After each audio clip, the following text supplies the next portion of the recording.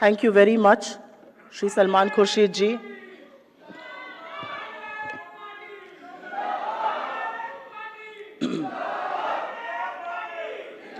बहुत धन्यवाद आपका,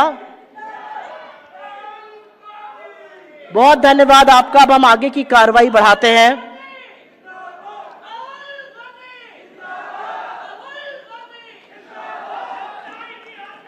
आपको अपने नेता को सुनना है, उसके लिए थोड़ा सा अनुशासन बनाना होगा।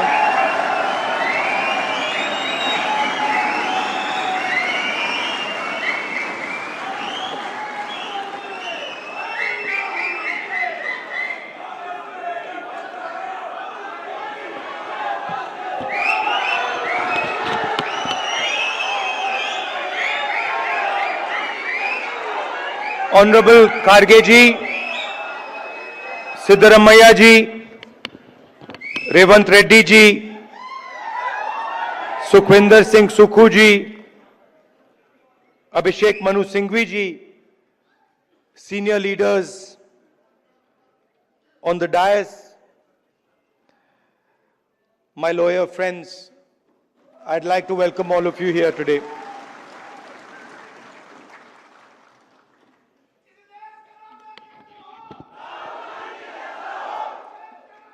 नहीं बॉस, नहीं, मैं राजा नहीं हूं, राजा बनना भी नहीं चाहता हूं।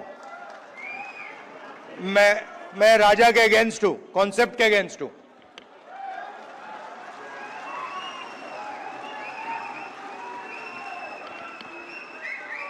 So, I was thinking what to say to you, the legal fraternity. And something came to mind. As a politician, largest chunk of our job is meeting other politicians. And when you meet a politician, as many of you must have done, he will spend a lot of time talking about peripheral issues, half an hour, 45 minutes, and then eventually, right before he's ready to leave, he'll come to the point. So it's quite frustrating for me. This is the difference between me and my sister. She has much more patience on this front, so she'll listen, for half an hour, 45 minutes. And I'm thinking, okay, listen, you've come here to tell me something. Cut out the suspense. Tell me why you've come. And this sometimes comes as a shock to us politicians. Because also there's another thing going on. They also need the world to know that the meeting was 1 hour long or 2 hours long. Now, you're exactly the opposite. So, your time is expensive, unlike ours. So you come in and you instantly say what you have to say. And then on the other end of the spectrum is Dr. Singhvi, who is, I've also dealt with a lot of lawyers, but he is like a laser beam. He will get to the point instantly, and he will cut exactly to what the issue is. And I've got, I don't know, I've lost count, but I think somewhere around 30, 32 cases. And so I discuss, these cases with him. And it's very refreshing because it's literally, Dr. Singhvi, what do you think? And in 30 seconds, he's told me everything I need to understand has been delivered to me in 30 seconds.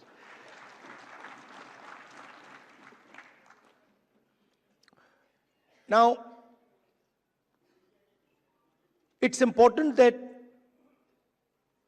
you know who you are. In our tradition, in the Eastern tradition, religious tradition, spiritual tradition, what is important is that you understand who you are. In the Western tradition, it's important that you understand everything around you.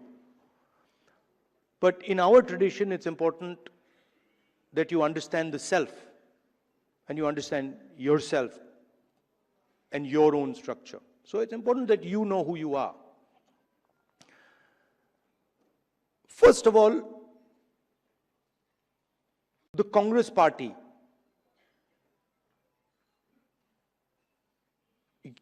you're the people who started the Congress party. So the Congress party was essentially lawyers, right? And Singhvi, no, and you need to be reminded of this because, and I'm not just talking to you, I'm talking to every lawyer in this country. We would not have got freedom. We would not have got freedom if the lawyers of this country had not fought for freedom. All this talk about constitution, this would not be here if it had not been for lawyers. You mentioned, Singhvi ji mentioned Gandhi ji, Nehru ji, Patel ji, Ambedkar. Those were the top 5 or 6 people. But if you actually look at the Congress party in those days, there were other people, thousands and thousands of other lawyers who were operating at a lower level. So it was, the freedom movement was actually fought in large measure legally. Right? So you are the people who are the backbone of the Congress party. And you are also the people who envisioned this constitution. If you had asked, if you had asked people who did not understand the law to frame this, it would be impossible.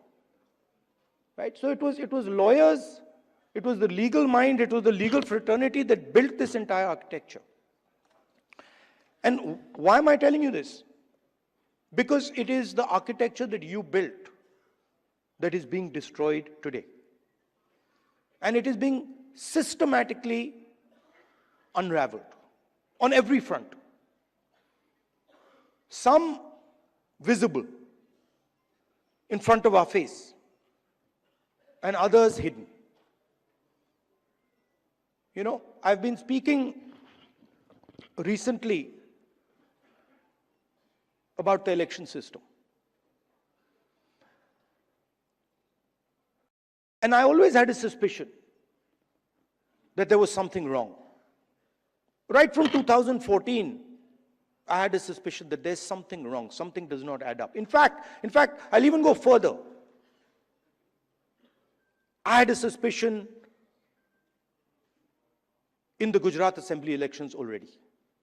Okay? This ability to win sweeping victories. Congress party doesn't get a single seat in Rajasthan, doesn't get a single seat in Madhya Pradesh, doesn't get a single seat in Gujarat. This was surprising to me.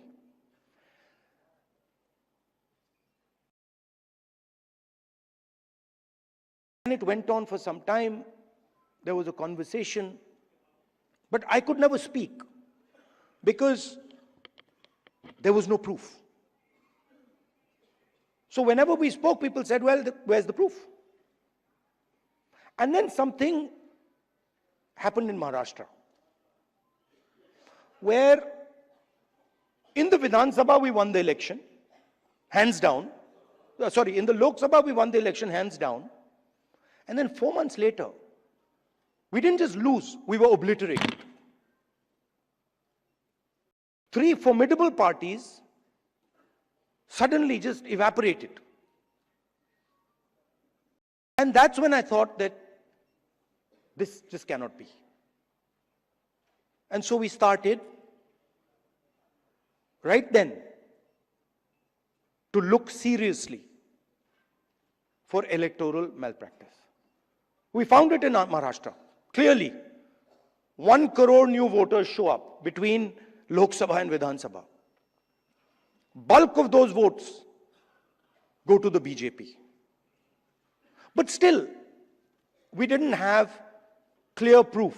So when I would even mention it to our allies, that look, there is clear cheating that has happened, my allies would say to me, yes, we can see that there is cheating that has happened, but we don't have proof. And now, I say with absolutely no doubt that we have proof. And we have such proof. We have such proof that will show the whole country that the institution of the Election Commission does not exist. That it has disappeared. It has taken us 6 months. 6 months of non-stop work to find this proof. Why? Because the Election Commission does not give us electronic versions of the voter list. It gives us paper versions, and you'll be shocked to know, as I was, that when they give booth-wise paper versions of the voting list, that document cannot be scanned, it cannot be copied. Meaning you put it into a scanner, nothing comes out. Why would the Election Commission scan protect, copy protect the voter list? Now, you'll be shocked at the amount of detail we've gone into. And you will see, with no doubt, zero doubt, how a Lok Sabha election is stolen.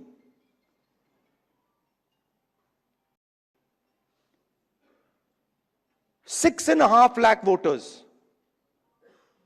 vote, and 1.5 lakh of those voters are fake.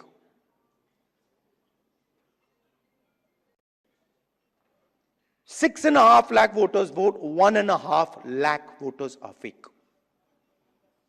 It's on paper. Documentation that we got from the Election Commission. Voter list that we got from the Election Commission. Physical paper. Where we went comparing photograph by photograph by photograph, name by name by name. 6.5 lakh people. Comparing one photograph to 6.5 lakh other photographs. And I'm proud of the work that the Congress party did. And you will see the shockwave that is going to go through the electoral system when we release this data. It's literally like an atom bomb. Because the truth, my friends, is that the election system in India is already dead. Please remember one thing. The Prime Minister of India is the Prime Minister of India with a very slim majority. If 10, 15 seats were rigged, and we suspect actually the number is much closer to 70, 80, 100. If 15 seats were rigged, he would not be the Prime Minister of India. And we are going to prove to you, in the coming few days, we are going to prove to you without any doubt in the coming few days how a Lok Sabha election can be rigged and was rigged. So, it's very clear that the institution that holds this, that protects this, that holds this, that defends this, has been obliterated and taken over. We did not have proof, so we could not make these type of statements earlier. But I'm making this statement confidently because I have 100% proof now. And whoever I've shown it to has fallen off the chair. Literally, they said, how can this be possible? Well, it is possible. It is happening. Right? Who is going to fight this battle? Only you people can fight this battle. Frankly, we non-legal people don't even know how to fight this battle. We can fight the political battle. We can fight the battle on the streets. We can fight in the villages. We can fight in the city. We can't fight in the courts. We don't know how to. And so, you are the people who have to defend the Constitution in the courts. You know, I had a document. We had a document some years back on the Rafale deal. Randeep is looking at me. Document that said clearly, black and white, that the Prime Minister office and the NSA have interfered in the Rafale deal and damaged the Rafale deal. This document itself would have brought down any government in any country of the world.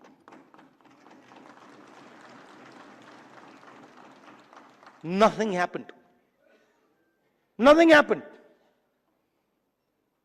You know where the document went. You know where the document died. Nothing happened. I'm fighting 30 cases.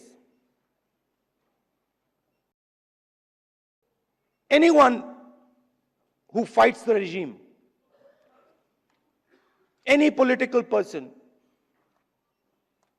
anybody who works in the NGOs, civil society knows that the moment you oppose, you will be attacked. You know, I remember when I was fighting the farm laws, and he's not here anymore, so really I shouldn't say it, but I will. And Arun Jaitley ji was sent to me to threaten me. And he said, you know, if you carry on down this path,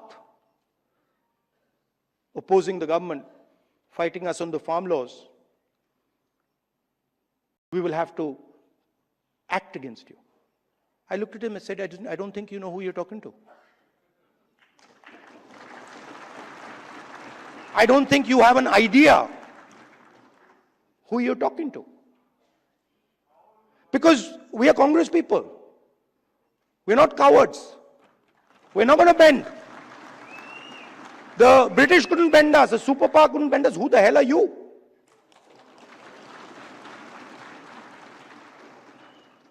And wherever you look, the problem exists. I mean, I've said it clear as day here that we have 100% proof. Watch the newspapers and the media tomorrow. They'll be talking about Bollywood, about how, you know, about how there was a fantastic dance, amazing solar eclipses taking place, something they'll come up with. And so this is a full-scale attack. And it's not just an attack on the Constitution. Because this book is a manifestation of India's identity. It's a manifestation of our history, of our culture, of our tradition, of our religion. This is not written in 1947, in 1950. This is 3,000, 4,000, 5,000 years old.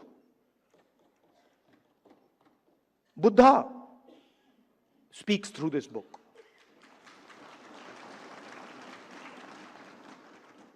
Narayana Guru, Basavana, Ambedkar, Periyar, everybody who's been anybody in this country. Right?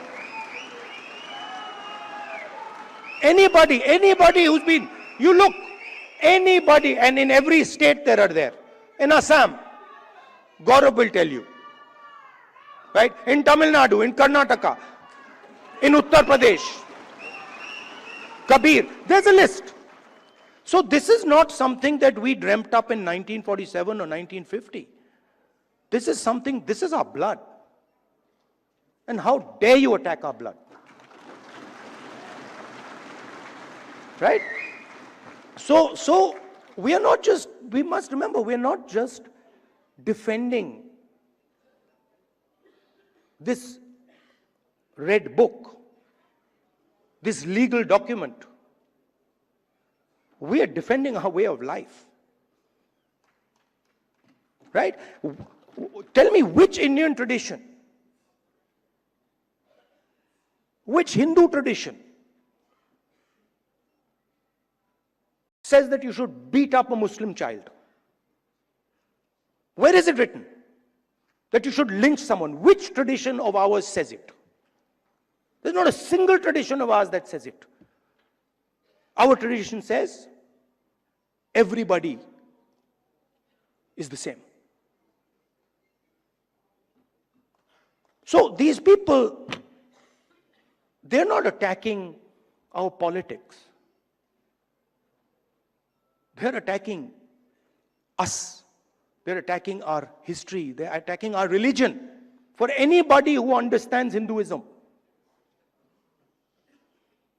anybody who has gone into depth in Hinduism, they're attacking Hinduism. And frankly, yesterday my sister said to me, now, you know, personal बात है तो बोलनी नहीं चाहिए, मैं बोल देता हूँ, नहीं माफ करूँगा. She said to me, you know, Rahul, you realize that you're playing with fire. And I said, yeah, Priyanka, I am playing with fire. I will continue to play with fire. I'm not scared of playing with fire.